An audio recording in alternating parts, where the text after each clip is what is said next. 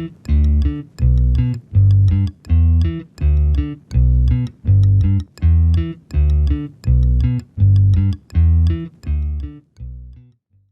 name is Sydney Cole. My pronouns are she, they, and I currently live in Tallahassee, Florida for college, but I'm from Omaha, Nebraska. And as far as hobbies, I swim at Florida State, big reader, enjoy painting. Right now I'm studying English and sociology, and I graduated from Elkhorn High School in 2020. My name's Kelly Dennings. My pronouns are she and her. I'm actually currently residing in Omaha, Nebraska, but have been in North Carolina and Virginia for a number of years before that. I like to take pictures of water towers. And if you're from the Midwest, you see a lot of water towers. But I actually also went to high school in Elkhorn High, and I graduated in 1993. So yeah, interesting stuff there that we happen to go to the same high school.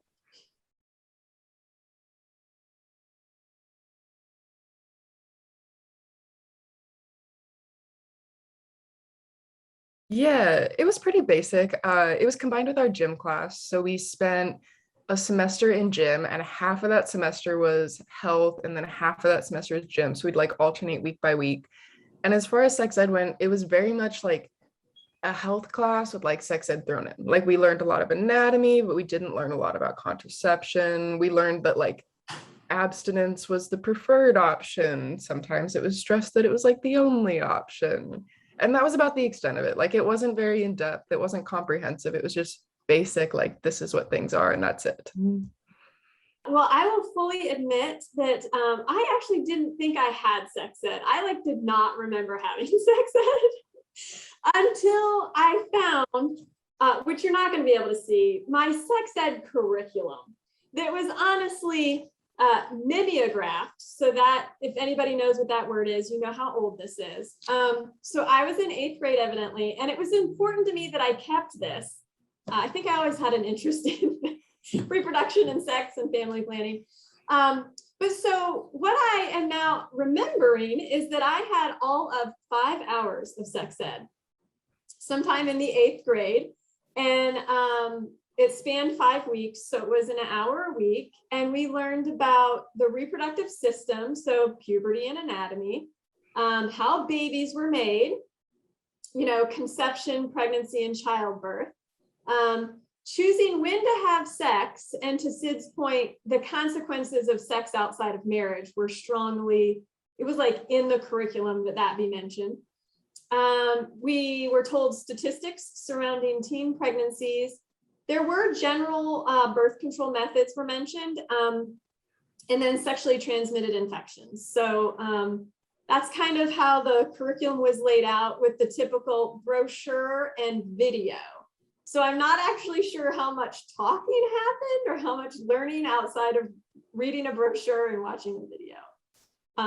Did you have funny videos, Syd, or you know what? Yeah, we definitely did. I remember like sitting down watching videos, and that was like more of a middle school thing. So we also had health class in middle school, but it wasn't like sex ed. And actually looking back at your curriculum, like everything you said, it's still like, I don't know, identical. I'd have to like sit down and look at it, but it is incredibly similar. It was very much like, here's a video, here's a worksheet. There was no discussion. Yeah, yeah. Wait, so you had middle school and high school, you remember? Yeah, it was like, there was technically sex ed in middle school. I remember they called it health class. And the only thing I remember doing is like an activity with Starburst, and like we traded like the candies in between bags, and it was like supposed to represent the STDs, but they didn't tell you that till after. So the kid who like held on to theirs and was abstinent was like safe. And that's pretty much all I remember, because health class was very much just like anatomy. And I think that's what our school system did, is they were like, here's anatomy, like basic human anatomy. And then they just like threw sex ed and they're like, you can get pregnant. This is what a condom is. And then they just were like, we're going to stop talking about that. Right, right. Well, that's interesting, because I don't remember getting it in high school either, except potentially through an anatomy class. Yeah. And what I remember from that was more like dissecting of frogs. Like that was the thing that everybody was freaked out about when you had to sign up for anatomy. But that's interesting. So you got it, you remember it through gym. Yeah, I do remember it through gym because the gym teachers actually taught it. And like even yeah, it was freshman year and all the gym teachers taught sex ed and they just had like a little book they read out of, but their like main priority was gym because we also Okay. did that. So it was like only a couple weeks of like health class. Well, I posted it on Facebook to see what some of my former like classmates remember.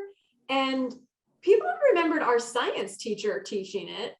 And some of us remember a woman and some remember a man. Like, I don't know who's right or if we're all having like a lapse in memory. And then one of my peers said she actually had something in elementary school that was very much like puberty and period specific. And I don't remember getting anything in elementary school. And while Syd and I went to the same high school, there were different feeder, like elementary and middle schools that feed into high school. So yeah, I guess if we're talking about high school in particular, I had none in high school, and Syd had some. Which middle school did you go to? I went to two different middle schools. So I went to the really old one, Elkhorn Middle School, and then I transitioned Okay, to they like just built a new one and I was there for like a year. It's called Grandview. okay, And then as far as elementary, I was over at Manchester, which I think is also a little bit newer. And okay. you mentioned that they talked about periods in elementary school, and I remember that vividly. I do, Really? because it was a weird video, and we had to go watch the weird video, and we went and sat in a room, and the boys were not allowed to come to the room. And that's how I remember it, because I remember being mad that they weren't allowed in. Yeah. Yes, yes, that's what other people remember is that the elementary school one was like separated by sex, but then the, other ones we were mixed, and I don't remember that at all. Um, but I also, the elementary school activity was opt-in, like you had to have your parents' permission. So I actually think that some of us didn't get it if your parent did not opt you in. And I think that actually may have even gone through middle school too. So I don't know if you remember the details about that. Yeah, I actually do. So I think ours was opt-in. Like, don't quote me on this, but I think we had to get something signed. I mean, we were kids, so I think we did have to get something signed to go and watch that video in elementary. But in middle school, like parents, and even in high school, I talked to, I think it was the associate superintendent. Parents retain the right to pull their kids out of class. Like they don't have to be in there. If parents say that they don't want their kid learning sex ed, they don't have to be in there. And so like I do think we had some kids pulled out of it, but it was like never noticeable because by the time you get to like middle and high school, you're like traveling to different classes. So it's like, I don't know. Yeah, yeah, fascinating.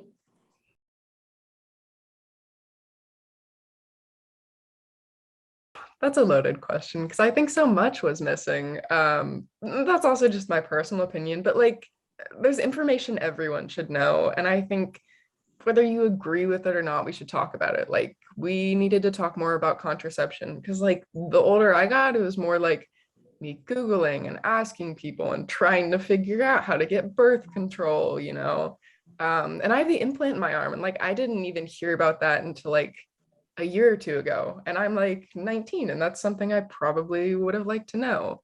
And even just beyond that, I think like we don't talk about people enough. Like my problem was we didn't talk about the queer community. We didn't talk about like how sex ed affects them, or just we didn't talk about any of that. And it's like it's hard to sit there in a classroom and know that they're not talking about your community and that there's other kids who also feel excluded. And we don't talk about gender at all. Like it's just there's things we could touch on whether you want to support it or not. Um, I I don't know if you got this, but I didn't even learn, how to put on a condom. Like there was no banana or any, I didn't get any of that. No, we didn't get that either. Like we didn't have the banana or anything. I think, God, I remember they were just saying like, I think they just said a condom is an effective form of birth control. And we were like, okay, and that was it. But there was no demonstration. Yeah, yeah. I mean, and when you're like, it's important to have the know-how of how to use it in the moment. Um, I I also didn't learn about sexual orientation or gender identity. No mention of consent, how to give consent or ask for consent. And then I would say the other thing was, masturbation, no mention of that or self-pleasure and, what does that mean to a person? And so lots of things that could have been added that sounds like in the last 30 years, pretty similar. in how they're taught. Yeah, unless they added those things like in the year that I've been gone, they're still not there. So Yeah. Did you have do you remember a lot of talk about like the fertility awareness method? I don't know that I remember any of that actually. Yeah, no. I think it was kind of around that like talk of periods, it was like, here's the rhythm method as a form of birth control. And it was actually written on the side of my notes, like in my little middle school handwriting of trying to calculate my, when I'm ovulating. So yeah, as a schooler, that's a probably high level of, desire for, to have your birth control be fertility awareness method is asking a lot of a middle schooler. Yes, it absolutely is.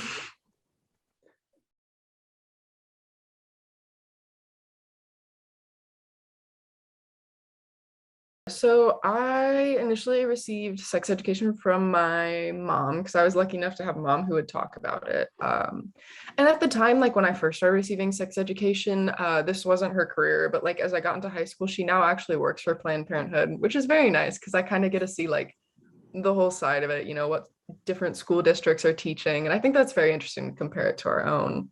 But while I did have that, I actually would say that like a lot of my sex education came from talking with friends and quite honestly, like the internet. Like anytime you don't know something, you can Google it.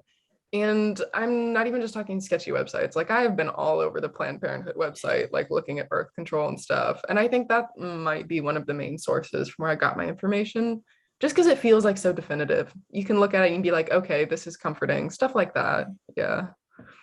I wish I could say that the internet existed for me then. I too did have a talk with my mom, or my mom had a talk with me, I guess would probably be the better way to say it. And I recently asked her about it. So I remember sitting down at the kitchen table and she had some kind of birds and bees book, and it was more about like what fits into what. And this would have been elementary school, and she remembered specifically, she said, oh no, I had a book that was put out by a tampon company and we talked about periods and from some propaganda she got from a tampon company.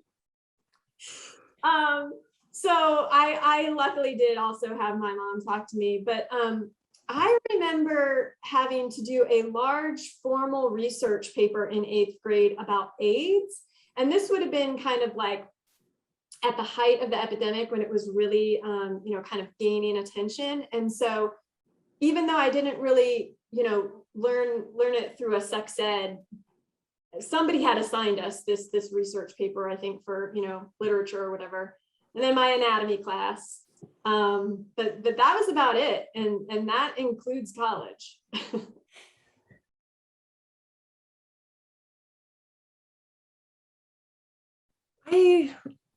I think I feel bad saying like I don't know that it has, but I feel like a lot of the information that I got in that class, I was like privileged enough to have already. And so I think that's why it hasn't affected me as much. If anything, I think it's made me just like a little bit angry, which probably isn't great, just because it's like I know this information because I was given it from a young age, and it makes me angry to know that like there's other people out there who don't have that and aren't equipped with the right information to make the right choices.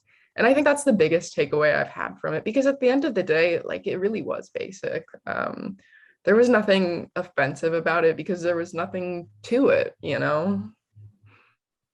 kind of answered this question with, where did I get the information, and so similar to what Syd said earlier, is just kind of learning from your friends and other ways.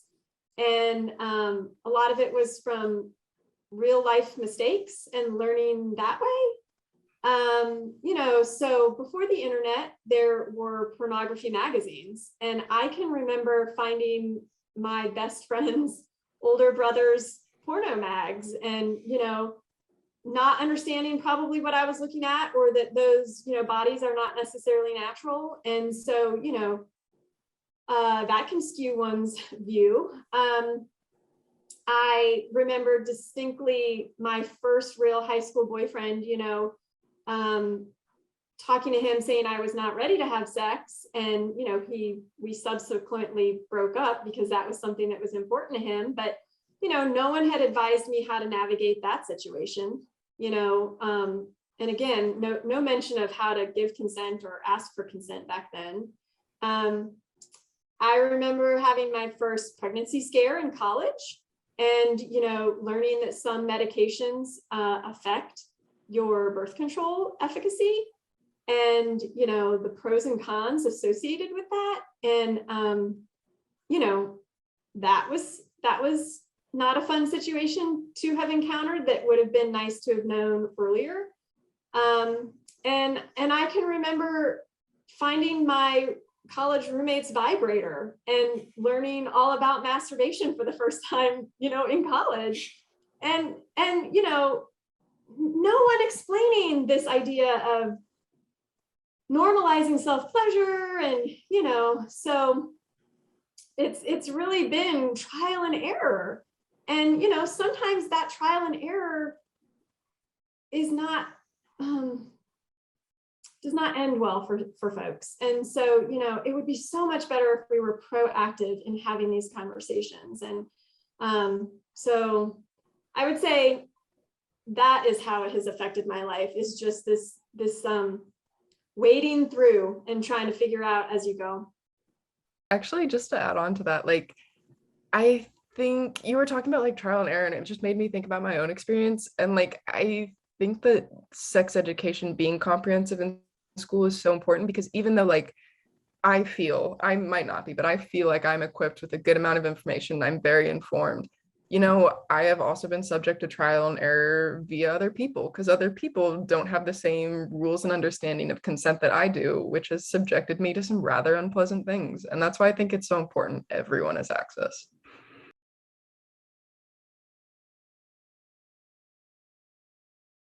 Top three would definitely be contraception, men and women. I think we should cover that.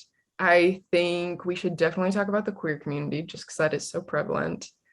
And then I think the other one that's very important is like masturbation, because I think we carry a lot of guilt with that. And even a lot of the friends I have like still carry guilt, and that just like, it's followed them to college. They still have it, and they're in relationships, and that sucks.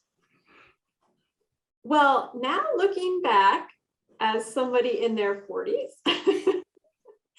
I would say that sex ed needs to continue beyond K through 12. It is not as if my body has stopped changing or that I don't continue to have questions. And, unfortunately, it is still a taboo subject throughout your life. And it just should not be. I mean, we should be lifelong learners when it comes to sex ed, just hands down. So that's what I would say. This is missing writ large.